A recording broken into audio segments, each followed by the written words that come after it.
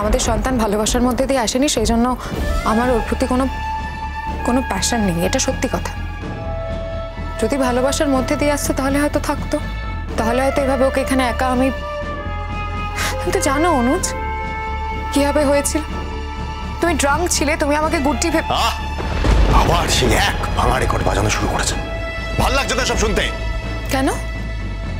সত্যি কথা শুনতে ভয় লাগছে? না, ভয় পাই না, আর ভালো লাগে না। কদিন থাকবে তোমরা? কেন এখন এখানে থাকছি বলেও কৈফিয়ত দিতে হবে আমাকে? হ্যাঁ, দিতে হবে বই কি, এটা তো আমার বাড়ি, আমার তো নিজস্ব কিছু প্ল্যানিং থাকে। কদিন থাকবে তোমরা, কি করবে না করবে আমাকে তো জানতে হবে, কৈফিয়ত তো দিতেই হবে। কি প্ল্যানিং? গুড্ডি আসতে পারছে না, সেটাই তো খারাপ লাগছে তোমার। বারবার এক কথা প্লিজ বলো না, বন্ধ করে চুপ করো এবার। অলরেডি তুমি গুড্ডিকে প্রচুর হিউমিলিয়েট করেছো, দীর্ঘ সময় ধরে হিউমিলিয়েট করে যাচ্ছ। কিন্তু ভুলে যাও না, গুড্ডি যদি এখন চায় ও কিন্তু তোমার এগেনস্টে প্রোটেকশন নিতে পারে। তখন কিন্তু আমি কোনোভাবে সামলাতে যাব না, কোনোভাবে তোমাকে কভার আপ করতে যাব না, এটা মাথায় রেখো। তোমার চিরকাল একটাই উদ্দেশ্য থেকেছে গুড্ডিকে কিভাবে নিজের পায়ের তলায় পিষে ফেলা যায়। কিন্তু সেই ভুলটা এখন করতে যাও না, ভুলেও সেই ভুলটা করতে চাও না। সেদিন ওর কোনো জোর ছিল না, কিন্তু আজকেও যে পজিশনে আছে ও চাইলে অনেক কিছু করতে পারে। তাই সেদিন যে ভুলগুলো করেছো, ভুলেও সেই ভুলগুলো রিপিট করতে যাও না। ও শুধুমাত্র তোমাকে কনসিডার করছে পুবলুর মা হিসাবে, আর আমি ওর সিনিয়র, তুমি আমার স্ত্রী সেই হিসাবে। ও যদি চায় ও কিন্তু তোমাকে খুব কঠিনভাবে পানিশ করতে পারে। ও এখনো করছে না, তার জন্য তোমার ওর কাছে কৃতজ্ঞ থাকা উচিত। তাই যেটা ও করছে না সেটা করতে ওকে বাধ্য করো না, এতে কিন্তু ভালো কিছু হবে না, আর স্ক্যান্ডেল তৈরি হবে এখানে, আর কিছু না। আমি তো এখানে একটু শান্তিতে পুবলুকে নিয়ে থাকার চেষ্টা করছি। সব তো ছেড়েছি, বাড়ি ঘর, আমার কাছে তার কিচ্ছু নেই, কেউ নেই। পুবলুকে নিয়ে অনেক দূরে আমি একটু শান্তিতে আছি, সেটুকু সহ্য হচ্ছে না তোমাদের? কি চাও কি? আমি এবার সংসার করতে চাই। হোয়াট? আমি ভেবে দেখেছি যে আমাদের জীবনে, মানে আমি, তুমি আর পুবলু যদি একসঙ্গে থাকি,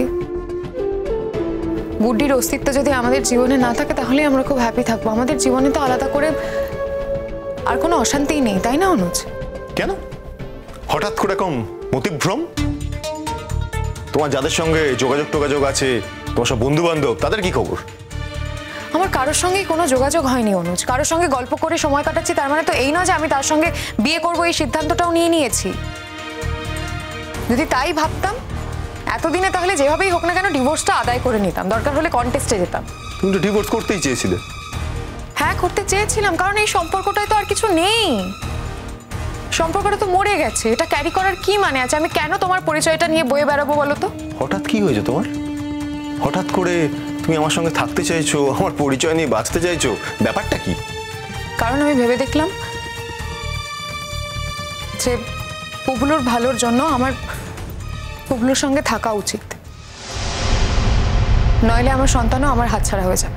সারা জীবন ধরে সবাইকে শুধু কন্ট্রোল করতে চাইলে, এভাবে কিছু হয় না শিরিন, এভাবে কিচ্ছু পাওয়া যায় না, কাউকেই পাওয়া যায় না।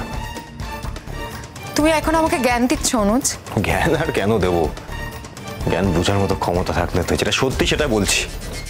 অনুজ, আমি যদি তোমার কাছে এসেও থাকি না, তুমি কিন্তু কোনোদিনও মন থেকে আমাকে ভালোবাসতে পারবে না।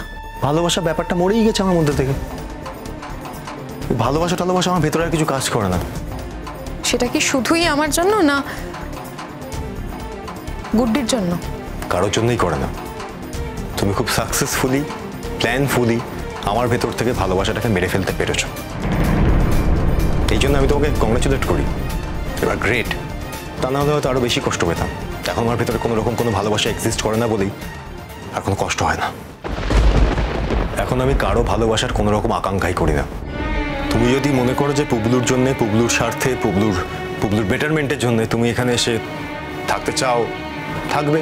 আমি যদি সত্যি দেখতে পাই তাতে পুবলুর কিছু ভালো হবে, পুবলু এখন আমার জীবনের সব, পুবলুর যদি কিছু ভালো হয় আমার কোনো কিছুতে কোনো আপত্তি নেই। আর তোমার? আমার নতুন করে ভালো হওয়ার কিছু নেই শিরিন। এই জীবনে নতুন করে আর যে আমার কিছু হবে না সেটা আমি খুব ভালো করে বুঝে গেছি। তুমি আমার লাইফটাকে যেভাবে ড্যামেজ করেছো, তারপরে অন্য কোনো মেয়ে আমাকে সে সেবা করছে কিংবা আমার সঙ্গে তার কোনো সম্পর্ক তৈরি হয়েছে, আমি দূর দূরান্ত অব্দিও সেসব ভাবতে পারি না, আমার কল্পনাতেও আসে না। আমার লাইফ থেকে সব শেষ হয়ে গেছে, আমি এসব নিয়ে আর ভাবি না। তুমি যদি এখানে এসে থাকতে চাও থাকবে, একজন লোক এই বাড়িতে অ্যাড হলো, ব্যাস এতটুকুই। তুমি কোনোভাবেই কিন্তু ভাববে না যে তুমি যদি আবার এখানে থাকা শুরু করো, আমার আর তোমার কোনো রকম কোনো কনজুগাল রিলেশনশিপটা আমার আগের মতো হবে। অনুজ, যা বলছি ঠিক বলছি, ভেবে চিনতে ঠান্ডা মাথায় বলছি। এটা ভেবে যদি তোমার আসতে হয় তুমি এসো, পৃথিবীর কোনো আইন নেই যেটা আমাকে দিয়ে ওটা আর করাতে পারে। Now rest is up to you. তুমি এবার ভেবে দেখো তুমি কি করবে। হ্যাঁ, কিন্তু তুমি যদি এবার মনে করো যে তুমি এখানে গুড্ডিকে পাহারা দেওয়ার জন্য থাকবে, সেটাও থাকতে পারো। তাতে যদি পুবলুর কোনো বেটারমেন্ট হয়, আমার সেটাতেও কোনো আপত্তি নেই। কারণ গুড্ডিকে পাহারা দেওয়ার কিছু নেই, কারণ আমার জীবনের কোথাও এখন আর গুড্ডি এক্সিস্ট করে না। গুড্ডির জীবনের কোথাও আমি আর এক্সিস্ট করি না। আমার এসব ভালো লাগে না, এসব জিনিস নিয়ে চিন্তা করতে ভাবতে কিছুই ভালো লাগে না।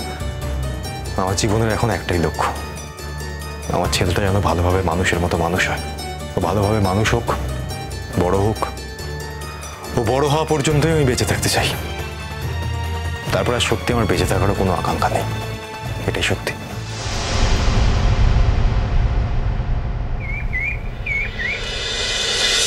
এই খালপাড় ধরে সোজা গেলেই নদীটা না? হ্যাঁ, সেজন্যই তো। কাল সারা রাত নাইট করলে, পই পই করে বারণ করলাম এসো না, তাও দেখো তুমি কথা শুনলে না। আমি না এলে তুমি নদীটা দেখতে কি করে? কেন, একা একা দেখা যেত না? না, এখানে একটু রিস্ক আছে। তো তুমিও তো নর্মাল পোশাকেই আছো। হ্যাঁ, নর্মাল পোশাকে এলেও আমি তৈরি আছি। তোমাকে দেখলেই মনে হয় তুমি একটা সাংঘাতিক এম্পাওয়ার্ড লেডি। সেটা ভালো না খারাপ? নিশ্চয়ই ভালো। এম্পাওয়ারমেন্ট কি খারাপ? আমি তো চাই, আমি স্বপ্ন দেখি জানো, শুধু আমি নই, পৃথিবীর সমস্ত মেয়েরা যেন এম্পাওয়ার্ড হয়ে ওঠে। আচ্ছা, কি একটা ঝামেলার কথা বলছিলে? মৌচাকে ঢেল মেরেছি। কি? এখানে মেয়ে পাচার নিয়ে খুব স্ট্রং একটা ওয়ার্কশপ চলছে, কড়া নজরদারি, বিভিন্ন জায়গায় অ্যাওয়ারনেস ক্যাম্পও হচ্ছে, যার ফলে একটা দল আমার এগেনস্টে তৈরি হয়েছে, যারা আমার ক্ষতি করতে চাইছে। শুধু আমার নয়, অনুজ চ্যাটার্জিরও ক্ষতি করতে চাইছে। তবে কি বলতো, বিষয়টা হচ্ছে আমার কাজটা তো অনেকটা ডিরেক্ট, গ্রাউন্ড লেভেলে নেমে আমাকে কাজটা করতে হয়, তাই আমার ক্ষতি করার সুযোগটা ওদের কাছে অনেক বেশি। কি বলছো তুমি গুড্ডি?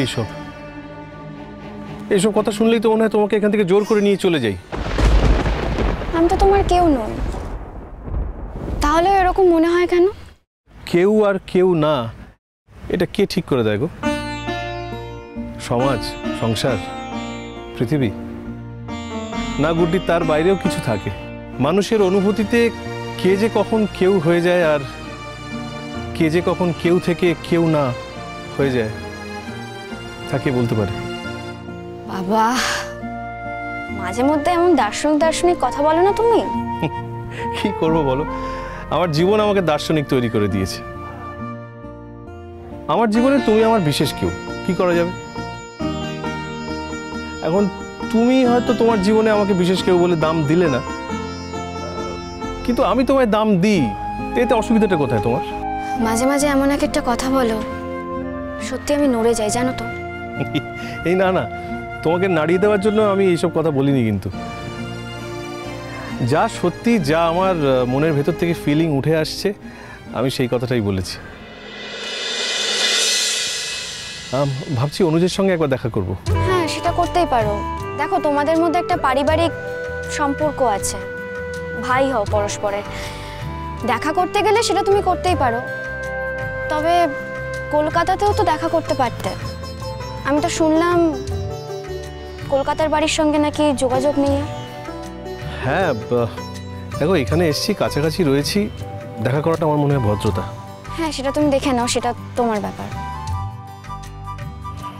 ওর বাচ্চাটা তো তোমার জন্য কষ্ট পাচ্ছে। কি করি বলো তো? দেখো, সত্যি বলতে বাচ্চাটার উপরে তো আমার কোনো জোর নেই। ওর বাড়ির সবাই ওর বাড়িতে আছে, বিশেষ করে ওর মা আছে।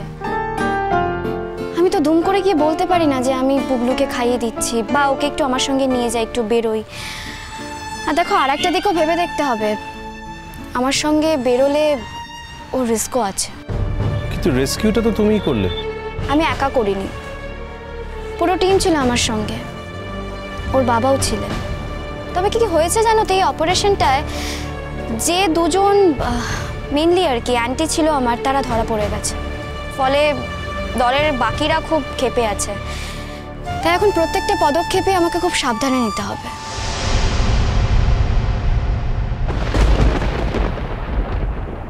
আমি ওকে বলেছিলাম ও যেমন সবসময় টিম নিয়ে বেরোয়, আজও তাই বেরো, কিন্তু ওই বললো যে সবসময় টিম নিয়ে ভালো লাগে না। তার থেকেও বড় কথা হচ্ছে সবসময় নিজেদের মধ্যে কোনো তৃতীয় ব্যক্তিকে কি দেখতে ভালো লাগে?